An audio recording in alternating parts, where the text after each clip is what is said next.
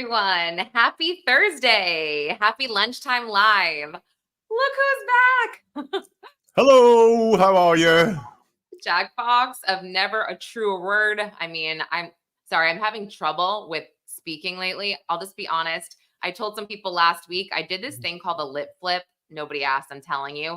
It's not filler, FYI. It's just a few pricks of Botox, Jack, and it makes your lip not go under when you're smiling or talking. However, Botox takes like 2 weeks to kick in. So the lip thing, it was like for a week, I was like, oh, this is fine. This is fine.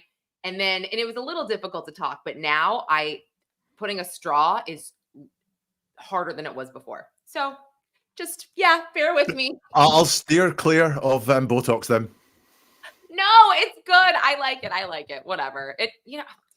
To each their own, right? So, okay, how was your trip, by the way? You went on holiday. Yeah, I was away last week. It feels like a long time ago now, but I was in Portugal, which is a lovely part of the world. Great food, great company, and sun, non-stop sun. It was fantastic. Oh, it was really nice, the weather? Yeah, gorgeous, really warm, and like one of those couple of days where it was like a little bit too warm. Oh, was it humid though? Or was it like... No, Okay. it was. I was on the coast, so very breezy. Okay. All right. Well, that's so nice. I mean, I wanted more food pics. I'll be honest. You gave me some. The pizza one did look good. I'll tell you that. I mean, I was not expecting for you to have good pizza. The food was fantastic. There's no, well, there probably is a Portuguese cuisine, but there's not a predominant Portuguese cuisine. So pizzas, steaks, lots of curry places around, and so it was just great. Yes, well, you look great. You don't look bloated. You don't look like you look super rested and just lovely. So I ran up the coast every single morning, which was like, do that in the morning, and then the rest of the day I can eat whatever it is I want. Good for you. That's a really good balance. I love that balance. Well, I'm excited for today. We've had I feel like, I've just been dealing with a lot of heavy stuff this week. As much as I've been giddy over Diddy, as I think Taryn said or Gretchen said, it still, these women and all these jokes about freak offs. I mean, it's like they're funny, but it's like, dude, I feel like if that was me, I would just be like, okay, guys, keep in mind that that was my life. So yeah. There's victims here, isn't there, with Diddy? So as much as it's quite fun to watch one of these tall guys get knocked down, there are victims, and it appears a lot of victims in this case. Yeah, I mean, 90 to be exact. So, 90 victims, or allegedly that's what was listed on the initial indictment. So I think that today will be nice. We can take a step back and, I wanted to... Saturday night, I was flipping through the channels. I'm just that cool. And I came across Netflix, Depp versus Heard. And I was like, oh, let's watch a little bit of that. And then I texted Jack because we didn't know each other when the trial was going on. And I'm like, man, I know you have some notes about this.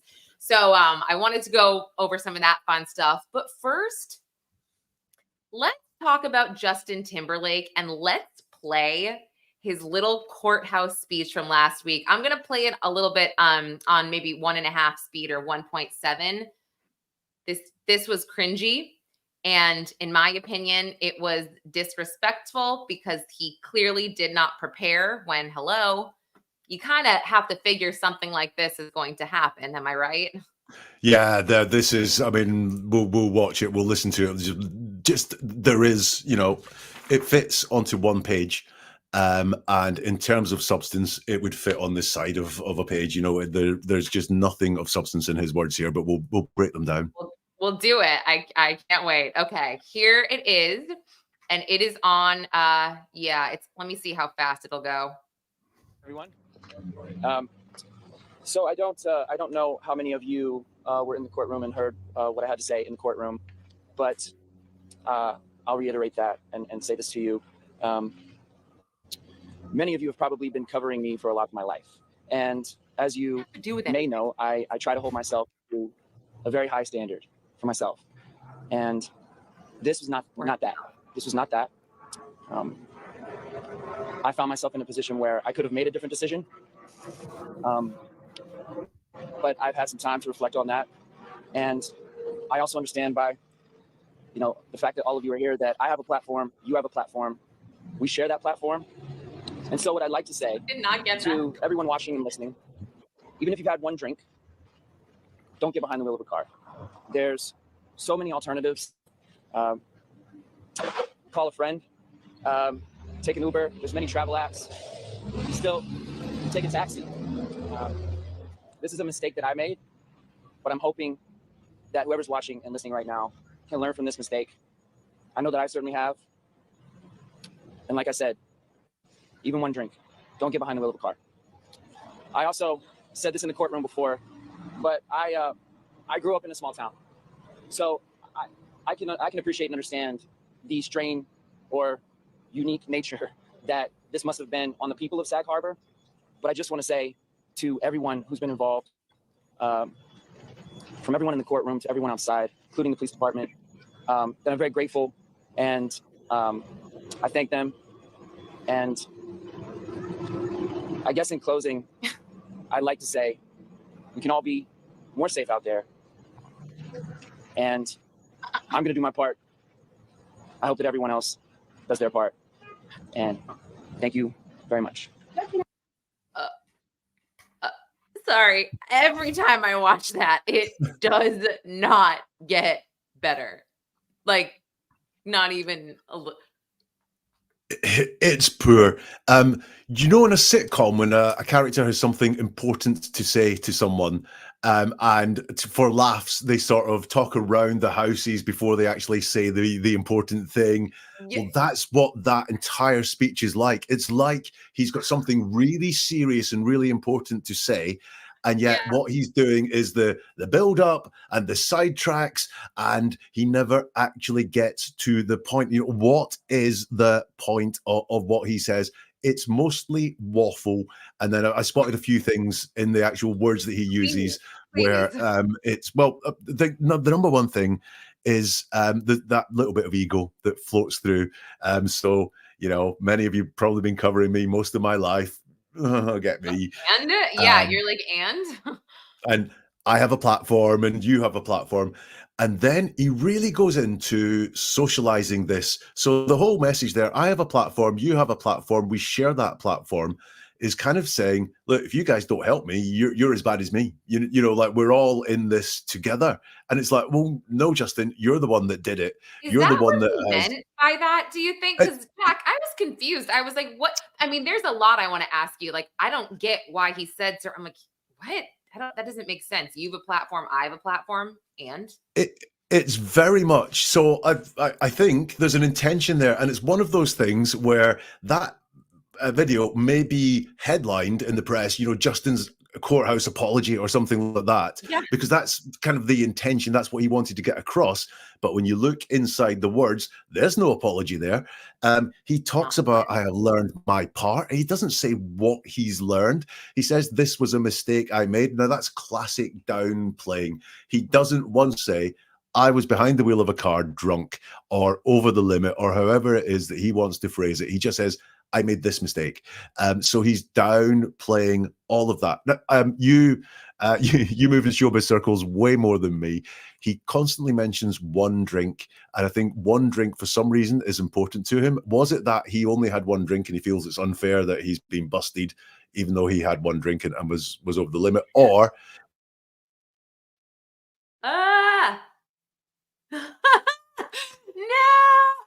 no, we just lost him. He'll be back. Wait, I was actually shook by that. Totally shook. Okay, there you are. Apparently I dropped off this time. So wait, back to you said the one drink. I'm fascinated. You're right. So, or was it that he wants to give us the impression that I just had one drink? It was only one drink. It wasn't that bad. But he repeats, he says twice, one drink. Hi, MJ. Yeah, you're so right. I wondered why. Even if you have one drink, don't get behind the wheel. Because I'm just going to say something. Generally, you are allowed to have one drink and get behind the wheel. I mean, that's just like a known thing. You go to dinner, you live in the burbs, you have a glass of wine, maybe a beer, you and your husband, your friend, and then you drive home. So I was kind of scratching my head about that. I'm like, Justin, that doesn't really make sense. And Also, I did a video on this, Jack, and I went back to read part of what the court record said. And it was like, he ran a stop sign. He was on the other side of the road, the wrong side of the road, and he was swerving. And then when he got out, he showed signs of being drunk and smelled like booze. I wasn't there. That doesn't sound like one drink. Maybe one drink at that bar. But anyway, sorry. No, that's he was really at pains to say one drink all the time, and that just made me think he's either downplaying it. And I think that's maybe what's happening here. Then, if that description is right, and it's just again, it's so downplaying it. He says one drink, don't get behind the wheel of a car. So really, guys, if you want to do an anti-drink driving message, then it is do not drink. Do not drive. The consequences are horrible. The damage you could cause is terrible. It's not a great thing to do. It's socially unacceptable unless you live in Canton, Massachusetts. Do not drink and drive. But there's none of that heavy hittingness there at all. He says, I've learned my lesson, right? Did he learn his lesson? Tell us about that. Say, I got in the car, I ran a stop sign, I was on the other side of the road. What I cannot think what could have happened. This was really bad. I should not have done it. I've learned my lesson. Now let's spread the word. But there's none of that. It's all this downplaying it. One drink, don't get behind the wheel. I've learned my lesson. Well, what is the lesson? I know. What is the lesson? My gosh, I don't even know. Exactly. Wow. It felt like this was like discharging some sort of obligation to do, but it came across so badly, so lightweight as well. So bad. Oh my gosh, so bad. Oh, I didn't. It's funny that you're so awesome and on point at just ripping all of that apart, because I'm just listening to it and I'm like, yeah, he's full of hot air. He's full of crap. But you're like, he doesn't really, this is not a true and genuine message. He's not saying, don't drink and drive. People could die. This is bad. This is bad. He's just like, don't drink and get behind the wheel. I've got to say this. The top bit of feedback I get in comments on my videos is, thank you for putting into words what I felt. I watched Scott Peterson talk in prison and went, I don't like him. And you've managed to put into words why I got that. So I think we instinctively, when someone is deceiving us or when they're not really delivering with their statements like Justin does there, I think we pick up on that intuitively. Great. If someone does put you on edge and it's intuitive, go with that. We quite often try and rationalize it away and go, oh, but you know what? He did stand up in front of court there and he did say, don't drink and drive, didn't he? So really, it's just me. I'm just being like really picky. No, you're not. No. Your intuition is making you go, It's, we've got instinctively as, as humans, if we see smoke, we panic, like we don't want to think about where it came from. I think it's the exact same with words. And so what I do is maybe look into that and kind of go, there's nothing there. And he tries to socialize it. So it's our problem. It wasn't his problem. It's now become our problem. Hey, we're all in this together. You guys are as bad as me. Even a classic of this, by the way, was I think this shows a sort of privileged, entitled life, was that his whole way of mitigating this was, if you go out and drink, then call a taxi, call a friend. It didn't ever cross his mind to say, if you're going out to drink, don't take the car. That's personally, that's what I do. If I'm going for a drink, if I know I'm going to have a drink, then I'll walk or I'll take a taxi. I will have the drinks and then I will come back. But in Justin's entitled head, it is kind of like, I'm going to drive to where I'm going. And then I've got myself a bit of an issue, because do I drive myself back or do I call a friend, call a taxi? It's not really even entered into his head to say, hey, if you're going out for a drink, just do not take the car, leave the car at home, leave the car behind. Right. And Taryn, I'm with you and Dizzy.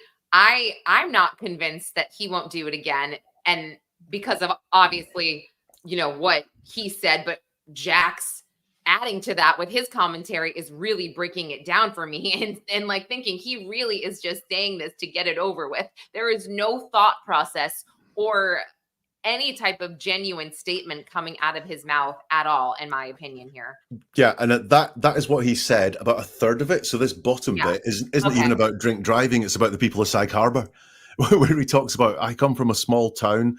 I appreciate and understand the strain or unique nature that this must have been. What? Again, what exactly? What? no, sorry to these people for putting them in any kind of danger or putting a drain on public resources or any apology like that. Just, I appreciate it. I'm really grateful. Say sorry, Justin. Well, I mean that you're so right though. What was the point of that too? And then, like I said, can we? I don't want to skip, but like that was confusing. That like I come from a small town. I can appreciate. It's like also Justin. I gotta say this. Sag Harbor, while it might be quote unquote a small town, I guess by physical definition, it's the Hamptons. And essentially the Hamptons, it's comprised of East, South, Amagansett, Montauk, Sag, Quogue, a bunch of places, and everybody travels, it's all 30 minutes from each other. So everybody knows everything. And it's a huge community. It's a celebrity community. It's it's just a posh place. So it's like, dude, you realize that it's not like a small town thing. This is national news because you were in the Hamptons drunk driving. So don't turn this into like a small town. That pissed me off where I'm like, it's not small town shit, man. Yeah, well, yes, I could see that in that last bit. But that is this again. I see a lot of ego in this, talking about his platform, talking about how these people have been covering him for a lot of my life. I don't know if you all heard me in the courtroom. Like you're following me very, very closely. I'm aware of this. So yeah, it follows that. Forrest. Yeah, hey, Forrest. No, totally. And thank you, Forrest. Thank you so much. You're so nice to me. Forrest is so supportive, and I appreciate you so much. You're the best. Thank you. And even just this closing line, I guess in closing, I'd like to say, so he doesn't even say it, he just would like to say it. We can all be more safe out there. Well, we can, Justin, but the world would be a safer place if you went, I ain't doing that again. I've made my mistake once, and once was scary enough, and I'm not doing it. I mean, I feel like you're being nice at the end of that, because to me, I was like, are you an idiot? Like, I honestly was like, are you slow? I don't know if it was his delivery or like the content of what he was saying, that there was no substance. Like in closing, we can all be more safe out there. I'm like, what? Yeah, right. That's okay. He was ill prepared, he was ad-libbing that for sure. There was no, guys, I'd like to read a statement here that has been, even if it has been worked out by his PR people or his lawyer or anything. And so he was busking that, that's again, small town, blah, blah, blah, one drink. What am I doing here? Let me talk waffle for 3 minutes and then I can walk off. I ain't taking no questions, by the way. I'm off. Can you imagine how useful the questions would have been? Because journalists will ask good questions. So, Justin, what are you going to do in future? What lesson have you learned? Well, I've learned that, I had a couple of drinks, got in the car. I thought it'd be fine. Man, I wasn't. So I'm not doing that again. All that stuff would be very honest and very useful if he really wanted to keep the streets more safe out there. But, what's he done? It's classic.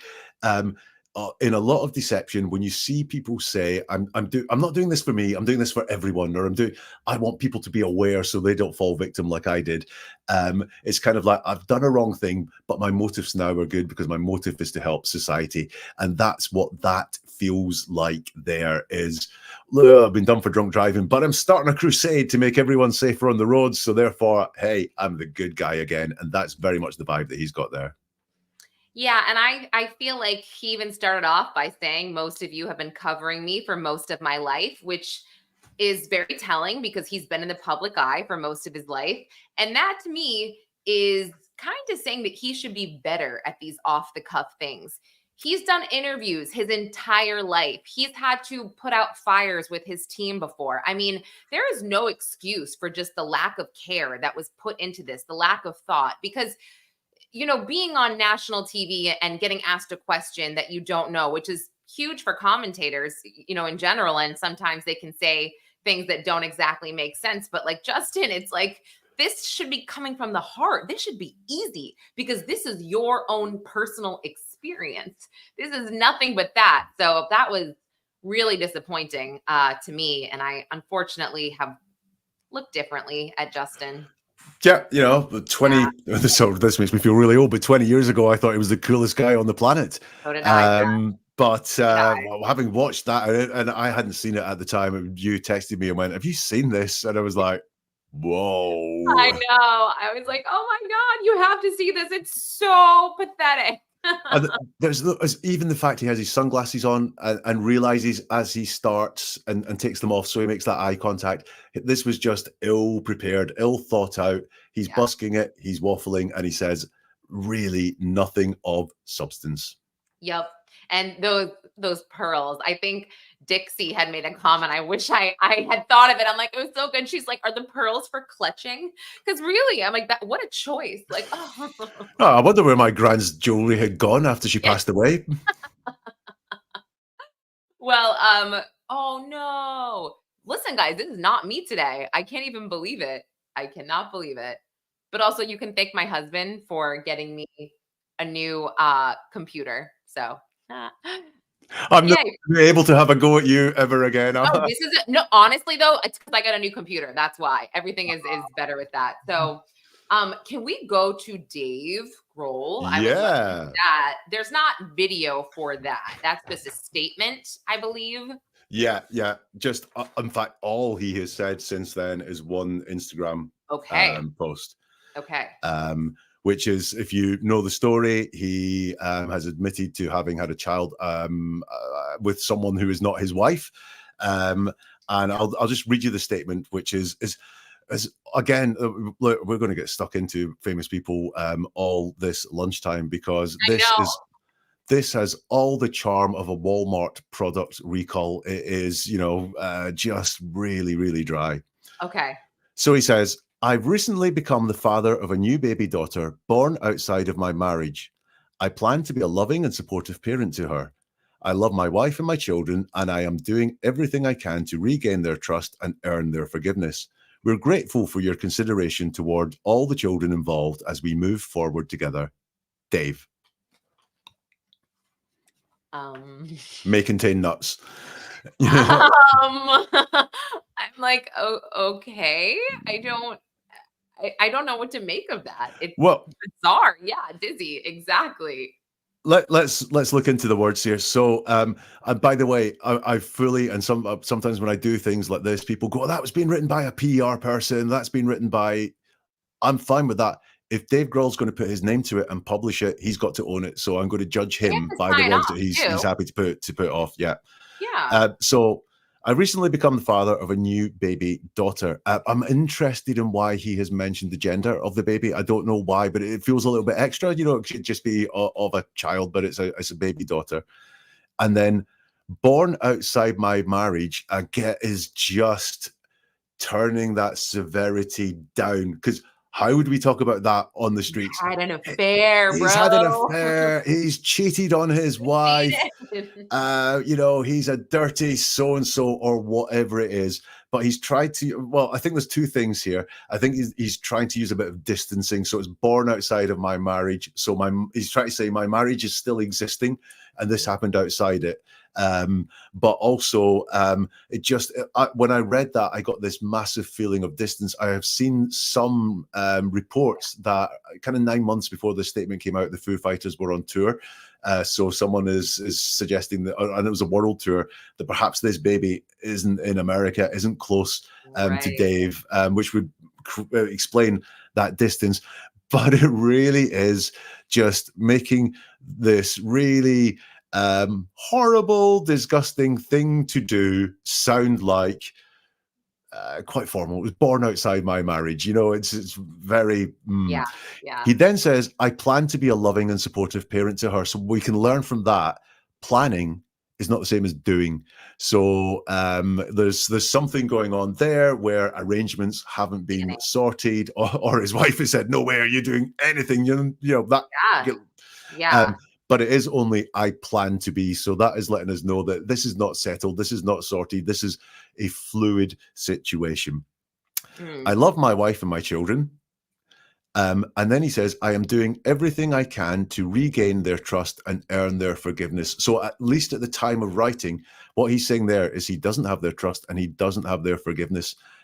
He would word things slightly differently if this is a situation where he had discussed it with his wife and his children. Some time had passed and they've gone, right, we kind of believe you, we trust in you, let's all move forward together and put this behind us. He wouldn't be using those words. So he might as well have said, currently, I am in the doghouse, because that's what those words mean. I'm doing everything I can to regain their trust and earn their forgiveness. Now, I'm going to go back to the beginning of the statement, because I think this is very manipulative. So he talks for himself. I've recently become the father of a new baby daughter born outside of my marriage. So he's talking for himself here. I plan to be a loving and supportive parent to her. I love my wife and my children. So this is all from him. And I am doing everything I can. So this is all about him, to regain their trust and earn their forgiveness. Then he says, we're grateful for your consideration towards all the children involved as we move forward together. And I think that is very much, hey, you go picking on me, you're picking on my children, you're picking on my family. It's like one of those, like, respect my kids, okay? Yes, it's very much like the Justin thing, where he starts using we to socialize it. We can get this message out on the platform. He's talking for himself at the very beginning. There is undoubtedly some honesty going on in there in terms of what he's done. But then when he comes to the end, it is, look, I suppose, like, if I've done what I've done, I'm not entitled to ask for privacy. I've done a bad thing, and therefore what I say and what I want counts for very little. But hey, don't forget, there's innocent children involved in this, so just think on. So I felt that was manipulative. He could have said that again from himself. I'd ask you to respect the children involved, the people involved, the innocent parties involved, and give us some privacy. But instead, he's piling it on by saying, we are grateful for your consideration. Again, that's manipulative, because there's been no consideration at the time he wrote that statement, because no one had anything to consider. So again, it's that we're grateful for your consideration, even though you haven't given it yet. It's kind of like, you will consider this. It's trying to be ordering. So do you think that sounds like a PR person, though? It sounds like he had help, but not the whole thing. I mean, I don't know Dave Grohl that well. I don't know how he speaks. I don't know how he talks. I had the same thought of you of I would think that a PR person might buff that up a little. Try and put some spin on it that makes it a little bit more positive, because there is very little positive in there whatsoever. I think it could be that kind of genuine guy that we see popping up on television and interviews and documentaries is coming out there, but also that very genuine guy that was kind of idol to many also has some feet of clay and had a baby outside of his marriage. I mean, I had thought that, okay, he probably wrote it, they cleans it up, because we've seen PR statements. They just seem very, very different than that. Or maybe maybe they didn't clean it up, but they're just like, okay, if that's what you want to say. I also feel like, Jack, and tell me if I'm wrong, but like the first two statements kind of made me think that not only was his family not talking to him, but the new baby mama was kind of like, just pay me and go away. Like, that would come from the I plan to be a loving and supportive parent to him, to her, sorry, would be, this has not been sorted out in the slightest. And it's quite easy to speculate, but why do these things come out? Normally, that a statement like this will be made to get ahead of a revelation from somewhere else. So, was it not a blackmail thing? I don't think it's as serious as that, but was it someone going, well, Dave, I'm telling you I've had a baby and you're the father, and I'm going to tell everyone that you're the father, or whatever it is. But there's Dave has distance from everyone, distance from his wife, distance from his own children, and yes, it does seem there's a bit of distance between the mother of this baby too. I I mean, I don't want to say that because this is going to come out bad. How do I say this without it coming across that, okay, he's a musician. He goes on tour. He's very famous. I mean, think about it. Like, this guy clearly is married with a family, had unprotected sex that resulted in a child. And now he wants his wife to be cool with him having unprotected sex on the road. And you're kind of like, all right, well, how much of this do you actually have?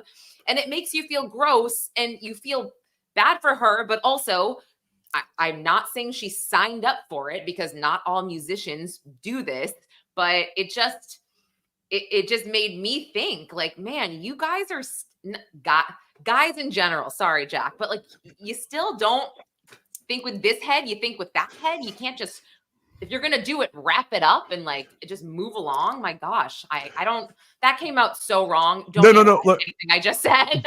And also, no need to apologize to me. You had on your socials this week something about Shakira. Yes. And the headlines were Shakira stopped show because fans tried to film up her skirt as she was dancing. Yes. It was men. Right, it wasn't Right. women doing it, was it? It wasn't her Shakira's female fans sticking their cameras there on the stage. Yep. It was men. There's an absolute men problem in this world. Male fans. Now I'm going to go and update wherever I wrote. It's so true. It's you do. Look, we're going to go on to Amber Heard and Johnny Depp. There are women in this world as well that are very questionable, but let's be honest that the big issues are with and behavioral issues are with men. Yep, agreed. Let me get this. I'll put this in theater mode, and we're gonna play this a bit fast. Now, this is the Johnny Depp Amber Heard secret recording of the infamous plane fight. Now, let me get this shared. Gosh, this never gets old. I'm sorry. The Depp Heard. I don't know about you guys, but to me, it literally never gets old. Can we pull up Exhibit 243, please? Actually, you know what? Let's go to Exhibit 221. Your Honor, this is a recording, and I'd be happy to read. We're going to play three excerpts from it. Okay, and there's no objection to the entire audio recording coming in. Is that correct? God. May we approach? I would just like to know what it is first. Okay. Hold on. If they're going to approach, 1 second. Sorry, I'll fast forward this. Oh, it'd be good to see Camille Vasquez again. Yeah. I loved her. She's very pretty. I was talking about her. Her proficiency on the stand, but she was the conversation they had about pledge versus donate was an absolute classic. Oh gosh, yeah. The whole thing. Okay. Rule number 3. Damn it. You can't get rich slow. When I owned 100 houses. Okay.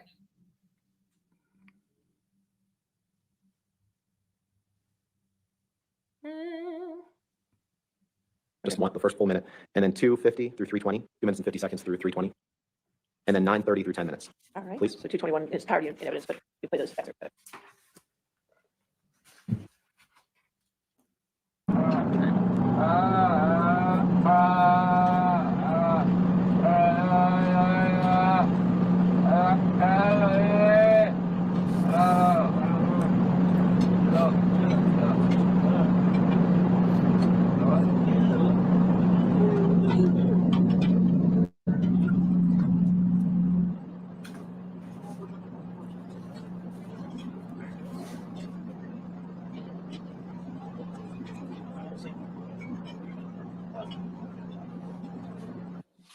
That's your voice making those moaning sounds.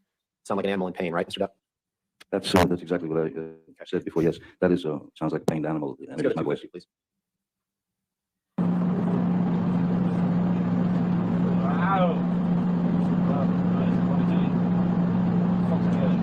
Oh, Dave wants me to slow it down. I will. Yes.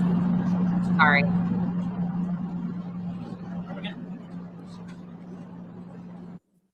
And then let's go play 9:30, please.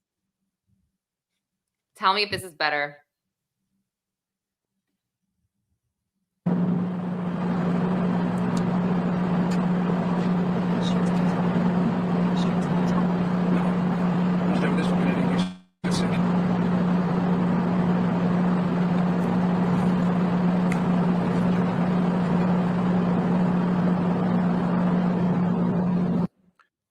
Mr. Depp, do you know who the male voice is who at around 9:41 says, "No, I'm going to stay with this fucking idiot in case he gets sick"? You know his voice that was? I didn't hear those words, Okay. but All right. yes, it's Jerry Judge. If you wanted me to answer. That was Jerry Judge. Okay. Yeah. So you finish this flight. You send the text that we've seen to Amber. Send the text to Paul Bettany, and at some point after this, you decide that you want to go to detox, and you went to detox. You testified a little bit about it yesterday in August of 2014 in the Bahamas, correct? The recording of the pain noises is not from that flight, sir. Not my question. My question is, you went to detox in August 2014, right? Don't recall exactly. And you were there on the island with. Oh, on the island, yes. Yeah, Of course. you were there on the island with Amber and Debbie Lloyd and Dr. Kipper, correct? That's correct, yes. You and Amber were on one side of the island, right? Yes. And Amber was effectively dedicating herself to your well-being during this detox process, correct? You could describe it as that, as at the beginning, yes, certainly. She was trying to help you get through it, right? One would think. And as far as you know, she's never been in any sort of detox in her life, right? Certainly not when you were together, correct? Me too, Sheila. No, I don't think so. Okay. And we all heard your testimony yesterday. Detox, it sounds painful. It sounds tough. Fair? Yes, that's. And you testified yesterday about her not giving you medications at a certain time, but you, sir, have no personal knowledge of whether or when Amber had been in touch with Dr. Kipper or Debbie Lloyd about when to give you medicine, correct? I You have remember. no personal knowledge of that. Yes, I do. I remember Amber calling them on the radio, and when I was complaining that I needed the meds when I was in agony and went to the shower, she called them up because she had said that I was in a manic state or I was in some mania, and they came up there. Okay. And sometime after detox, fair. And you said that they came up there. But my point to you is you have no personal knowledge of what Dr. Kipper or Debbie Lloyd communicated to Amber about whether and when to give you medicines. You weren't part of those communications, correct? Sure, I was. I was there during those discussions. Right. There were times sort of written down, but you know, the golden rule essentially is if the patient is in an uncomfortable or Okay, that was the end of that video. Do you want me to, is that enough for now, Jack? Yeah, I just it was great to go back to this, and Sheila was right. That Johnny's snark when he's answering these questions is fantastic. The you know, to be on court and to know that this is being watched around the world live at the time, and to be so composed or decomposed almost to do that was great. I reviewed little bits of work that I'd done on it, and quite funnily actually, my lasting memory was that I found Amber Heard entirely uncredible all the way through every bit of testimony she did, and not about the demeanor but around the words. So when she tells us a story about a plane incident, she tells it almost entirely in present tense, which is an indicator, is deception happening here? Trauma can cause that as well, and she was telling a story where she'd like us to believe that she had trauma. Also, acting classes can as well, because the great raconteurs will tell a story in the present tense, even though it happened in the past. But I just found all sorts of other things. So when I was listening to Amber testifying there and that story, she never described her own words. So as she tells the story, there's lots of jumps in time in the story. If we use the phrase "and then," it shows a jump in time. So you know, you talk about your morning, and you might say, I got up at 7 and then left the house at 8, right? And you've jumped an hour. We do it for brevity when we're doing that, because I'm not going to say, I got up at 7, went downstairs, made a cup of coffee, put some toast in the toaster. I'm not going to do that. I'm going to go, I got up at 7 and then left the house at 8, right? So, and then is a jump in time. And there was lots of that feeling with Amber, where she would talk about her positioning, you know, where she was sitting on a plane next to Johnny, where Johnny was next to her, how she moved around the plane, but she wouldn't ever say what she said to Johnny. It was all about what Johnny had said to her.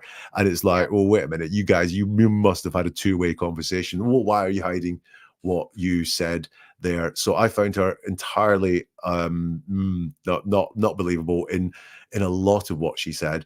My memory was that I found Johnny a lot more believable, but still showing some deception. But actually, when I've gone back and looked through my notes, he's not much better either. Right. Right. He was more likable though. Can you agree with that? Like, Yeah. I mean, remember with the mega pint or whatever? That always got me. Like, it's like you're definitely deflecting, but that was funny. I mean, it was kind of funny. Yeah, deflecting is perfect, especially around his drink and alcohol consumption. And he's got that. Kids are very good at doing this, where they'll admit to a small infraction, and then go, "Oh well, I've admitted to that, but I'm saying I didn't do the big thing. Well, I can't have done the big thing because I've admitted to the small thing." And that's very much like Johnny. So, for example, that recording that you heard of him crying out in pain, I've just found there. He says, "I could tell you now that I was not drinking to excess. Certainly not." Doesn't sound like that, does it? You know. And he downplays how much drinking drugs had. We do. We know, like, that goes without saying. So yes, he's going to. I think that a blanket statement would be he's going to downplay anything to do with alcohol, which is when they said mega pint, instead of being like, no, it was not. He just was like, oh, a mega pint, huh? Like, you know. So he did that, and he it's quite interesting because I think the difference was that in presentation, Johnny is, I did this bad thing, she did that bad thing, whereas Amber is, he did that bad thing, and I'm very good. You know, and I think that's maybe why he was more believable, more likable, is that he's showing some frailty, and so on. But I kind of think that the reality is they were both around the middle somewhere. But again, Amber just, you know, she could not admit that she had done anything wrong, and there was just signs everywhere that she was polishing the stories, hiding things that she said, and what's the word for exaggerating things that Johnny had done, and there's just, I mean, there's all sorts. So let me find one. Just wait, can I do my very best Amber Heard? Not, and this is not. Please. Can't even. I can barely do it. I have to like really get into it. But she's like, am I doing it? Hold on. I can't do it. My face won't let me. My Botox won't let me. Never mind. Going back to the Botox. I'm like, I won't even ask you to do the "my dog stepped on a bee" face. Wait, what is it? Oh, was it "my dog stepped on a bee"? Oh God. No, I'm horrible. Okay. So here's just a little bit of Amber's testimony. Okay, so just listen to how present tense this is. And then and what I do all the time is when someone uses words, it's why did they pick those words and why are they saying those things? So she says, I already know he's drunk. I already know he's using. He reeks of weed and alcohol. His breath smells so bad. So this is all present tense. It's not, I knew he was drunk. I knew he'd been using. He stank. You know, it's all present tense. Yeah. I could anticipate that there was a no-win situation here, that there was no talking myself out of this or talking him down. And then she says, I was polite. I made sure to answer the minimal amount that I could. And why tell us you were polite? Yeah. Is it the fact maybe you weren't? Maybe, you know, you were grunting yes and no's and going, well, I'm answering your question. Like happens in lots of relationships. You know, like when you have an argument and someone's going, oh, why are you being really off with me? I'm not being off.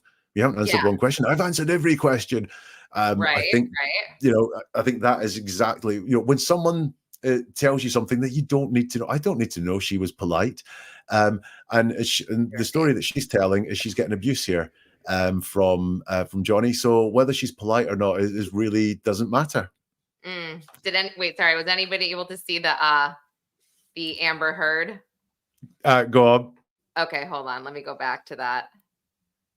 I thought it was funny. Okay, there we go. There's like a whole, let me see, more pictures of her. I mean, that right there is just like how I remember her. Her face was like half smug, half seemingly bad acting, I guess. Yeah, talking of that, if you ever watch any of the trial, you know if you're an actor, you're not an actor, I'm not an actor, but actors have stage directions. So Whether you're a movie actor, a stage director, there's where you have to be, and you have to be at an exact position every time. And she tells stories like, from an actress's point of view, she's always very aware of where she is, her location, where she is, her location, where he is, his location. And it was very interesting. Right? Don't you think it's always like trying to make sure she's like visible to the camera and like a very flattering angle or something? Yeah. So I don't know whether that is an indication just of, people talk like their professions quite often. They learn jargon. The stuff that they do comes there. Or is it the fact that she's making stories up, and when she sees made up stories, they're on a script, which involves lots of movement and positioning and so on? I don't know, but she was very, very aware of positioning all the time, where people were. It's you listen back to just any incident that comes from her, and she talks about people's positions in the scheme of things a lot. Yes. Now, I know that we did not plan this, Jack, but I'm pulling something up that I'm hoping you can assess for me. I don't, and we're gonna just, if you don't mind, I know that we are gonna keep it kind of light, but if we could go to some Diddy stuff. I did see one of his attorneys on Chris Cuomo, and I would like to play, let me see, this little, I guess, argument they seem to have. Let me see. Here we go. And I will let me know if this is too, I'm putting it on 1.5, but let me know if that is too much, you guys, okay? But here we go. This was pretty wild to me. But now I'm going to feign that I'm not. That kind of charges. Harvey Weinstein, they were worried about him messing with his ankle bracelet. You can't play with these big celebrities. Just keep him where he is. Why is that not a fair outcome?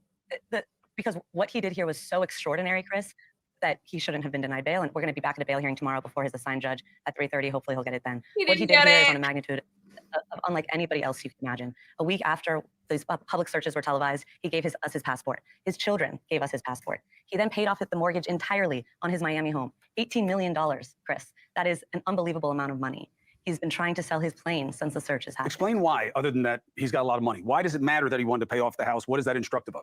It's instructive that he's going to have a bail package ready so that if he was arrested, he would have something ready so that he could get out the next day and show the judge he's taking this very seriously, which he is, which is why 12 days ago, Chris, when we thought there's an indictment that may be coming, he flew to New York the very next day. He got on a plane and he came here. And that's an extraordinary move for a defendant who's been under investigation that he's been aware of for at least 6 months. He came to the very jurisdiction that is investigating him. And he said, I'm here. I want to surrender. Let me surrender.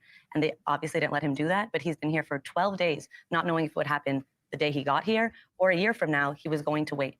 And we told the government, if you want his address, we'll give it to you. He's been here complying with the investigation at every step since the searches took place. Why do you think it will be different tomorrow? Well, there's a new standard, basically. The judge will look at it completely, not differently, but he won't have to rely on what the judge did today.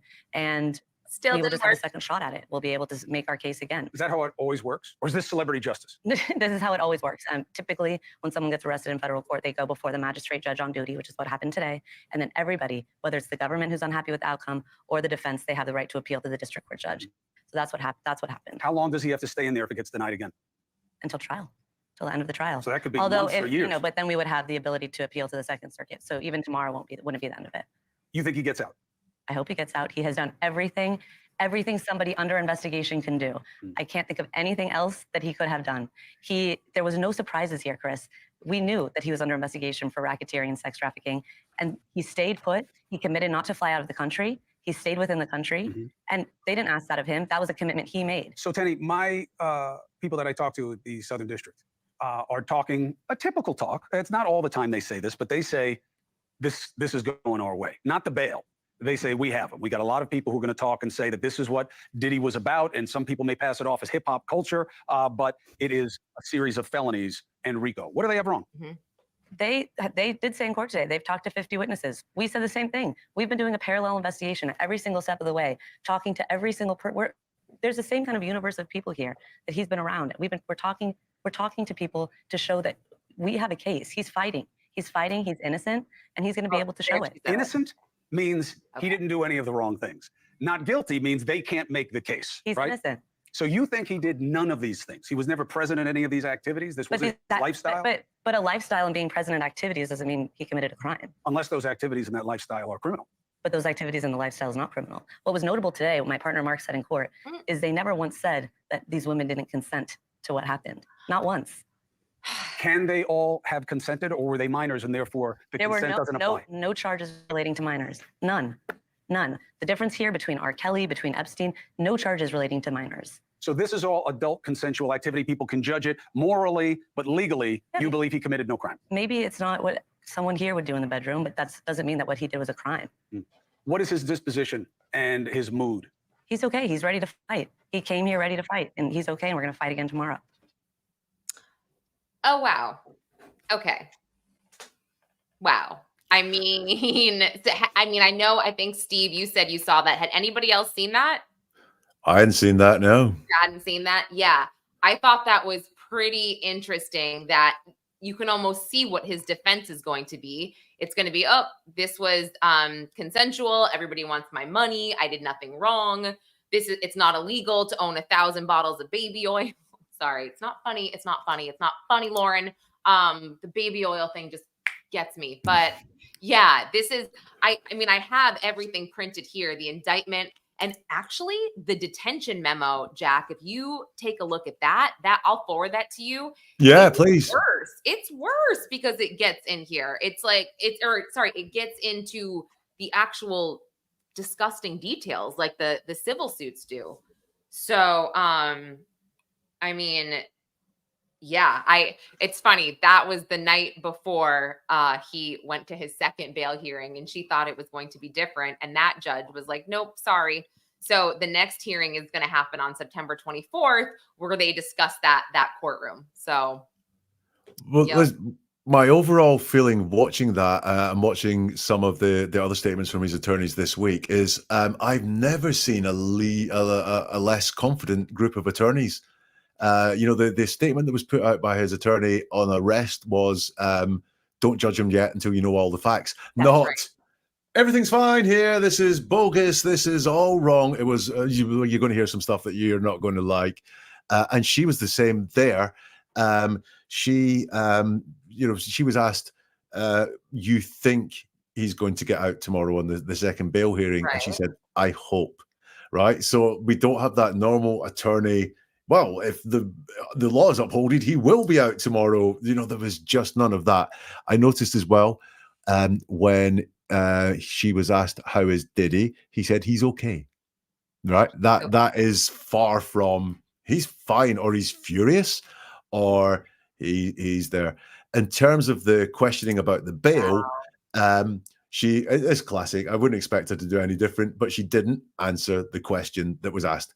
Why should he get bail? Well, there is really only one answer there, which is that or maybe two answers that you'd need to have. He's not a flight risk and he's not a danger to people. And she couldn't bring any of those up. He's paid off his house. Yeah, great. Publicly buzzed, put it there. Yeah, you paid off your house. Well, great. You can get bail. She said he should get bail because he's got the money ready for it.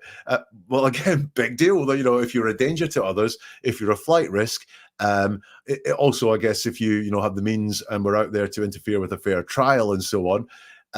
But she doesn't say any of those things. Her answers are really, just up there that we've got his passport. Big deal. He mortgaged his house. Great. He's got the money to pay bail. Yeah. So what? Sorry, he paid the mortgage in his house, not he mortgaged his house. He's got the money to pay bail. She doesn't say any of those things. I don't think his attorneys believe in him that much. And I think that's because of potentially the size of the evidence against him.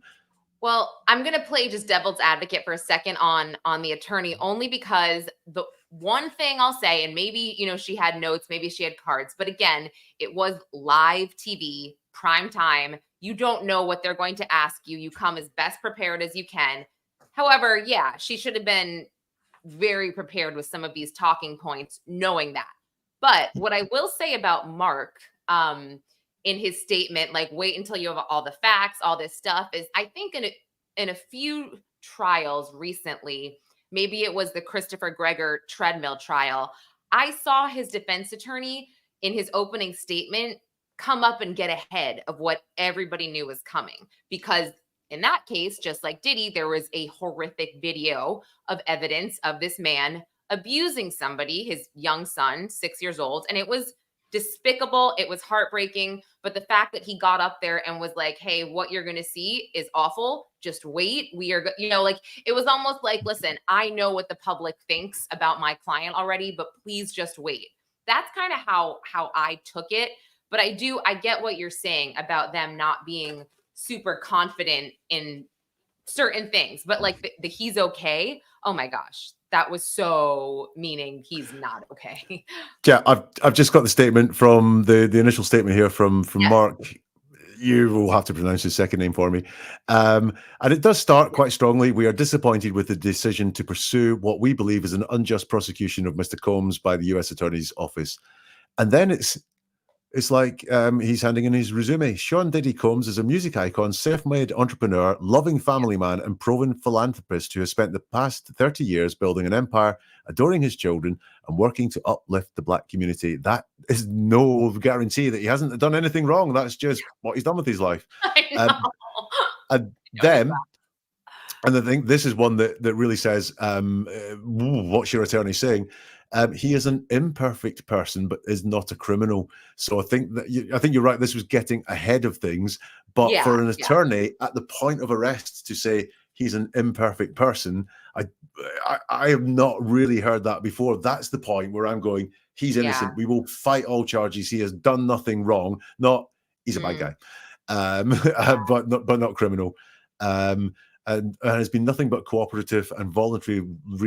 That was another thing. Like the fact he's actually gone to be arrested seems to be in his going his way. Again, it's just like I wonder again. Common theme of tonight. Did he swan in like Justin Timberlake, thinking we can make this go away? Yes, so. Yes. It's a night in the cells. It's an appearance in front of the court, and then I'm walking out of here because I'm Diddy and I can do that. So yeah, I'll go to New York and do it. I wonder if that's what's going on there. But yeah, it was that line. He is an imperfect person. If that's your attorney who's supposed to be speaking up for you and starting to manage your public perception, that's not a line that you want out there. That's interesting. Like that might be a line for a little bit later, but coming out of the gates, you would want to appear strongly and you'd want to appear confident and that your client is 100% factually innocent.